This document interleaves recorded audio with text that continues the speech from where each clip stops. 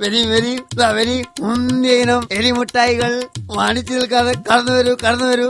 ഒരൊറ്റ മിഠായി കൊണ്ട് എലി ശല്യം പാടെ മാറും. കടന്നു വരീ. ഒരു മിഠായി കൊണ്ട് എത്ര എലി വരെ ചാവും? അത് ഞമ്മക്ക് പറയാൻ പറ്റൂല. അത് എലികൾ തമ്മിലുള്ള ഐക്യം പോലെ ഇരിക്കും. ഇതിന് ഐക്യം വേണോ? പിന്നല്ലാണ്ട് നല്ല തറവാട്ട് പറഞ്ഞ എലിയാണെങ്കിൽ ഓന് കിട്ടിയ മിഠായി സഹോദരന്മാരുമായിട്ട് പങ്കിട്ട് തിന്നും. അപ്പൊ ചെലപ്പോ ഒരു മിഠായിക്ക് 5-8 ചത്തുന്ന് വരും. ഇത് കണ്ടിട്ട് നല്ല കാഡ്ബറി മിഠായി പോലെ ഉണ്ടല്ലോ. ഇതൊക്കെ തിന്നാ എലി ചാവോ? പിന്നല്ലാണ്ട് ഇത് തിന്ന് ഏറിപ്പോയ 3 സെക്കൻഡ് മാത്രമേ എലി ജീവിക്കൂ. അതിനുള്ളിൽ മയ്യത്താവുന്നു. ഗഫൂറാണ് പറയണത്. ഇല്ലെങ്കിൽ ഈ പൈസ നമ്മൾ തിരിച്ചു തരൂ. അല്ല, എന്റെ പേടി അതല്ല. ഇത് കണ്ടിട്ട് പൊരയിലെ കുട്ടികൾ ആരെങ്കിലും തിന്നാളുവെന്നാ. പാക്കറ്റ് കണ്ട നല്ല കാഡ്ബറി ചോക്ലേറ്റ് പോലെ ഉണ്ടല്ലോ. ഒന്നും സംഭവിക്കൂലെന്ന് നിങ്ങൾക്കത് പറയാ. എന്റെ ചെറിയോൻ നിങ്ങൾക്ക് അറിയാഞ്ഞിട്ടാ. സ്റ്റോർ റൂമിന്റെ അട്ടത്ത് ഒളിപ്പിച്ചു വെച്ച മിഠായി വരെ ഓൻ എടുത്ത് തിന്നിട്ടുള്ളതാ.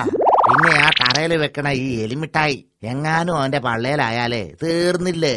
അതാണ് നമ്മള് നേരത്തെ പറഞ്ഞത്, ഒന്നും സംഭവിക്കൂലെന്ന്. ഈ മിഠായി എലി തിന്നാ മാത്രമേ ചാവൂ.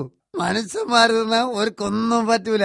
മനുഷ്യൻ തിന്നാ എലിക്കൊന്നും പറ്റൂലെന്നോ? അതോ ഇന്ന ചങ്ങായി മനുഷ്യന്മാർക്കൊന്നും പറ്റൂലെന്ന്. നിങ്ങൾക്ക് എന്താ എത്ര ഉറപ്പ്?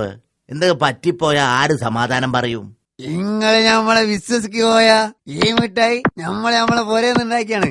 ആദ്യം നമ്മള് കെട്ടിയോ കൊടുത്ത് ഓക്കൊന്നും സംഭവിച്ചില്ല.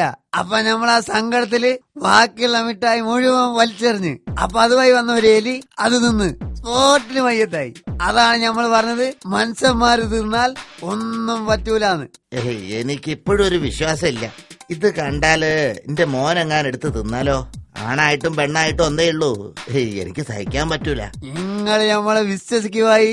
ഇത് മനുഷ്യന്മാരെ വയറ്റിപ്പോയ ഒന്നും പറ്റൂല.